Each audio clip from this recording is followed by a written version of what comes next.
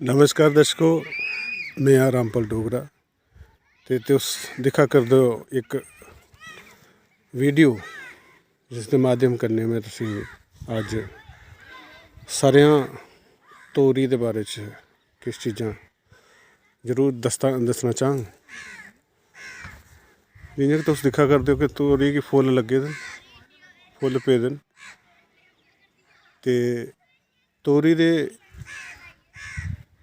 इस फसल की अगर तुसें इसकी सांभ संभाल करनी है तो सारे कोला पहले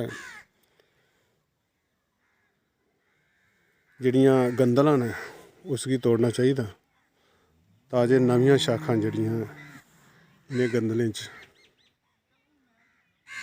होर होन ते तोरी जिहड़ी है वो बरोस करे।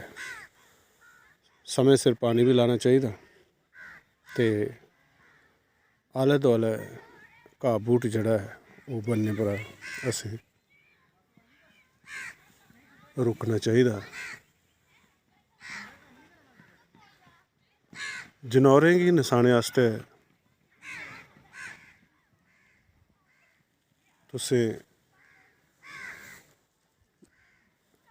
कोई आवाज़ कड्ढने आह्ला कोई यंत्र पीपा जान जड़ा वो लमकाना चाहिए कुसै पासे ताजे जुल्ले जानवर इंदे पर हमला करन ते छेड़ छड़ुका जड़ा वो जरूर करना चाहिए ताजे जानवर जड़े इंदे फुल्लें गी नुकसान नहीं करन। भौरा दे फुल्ल जड़े ने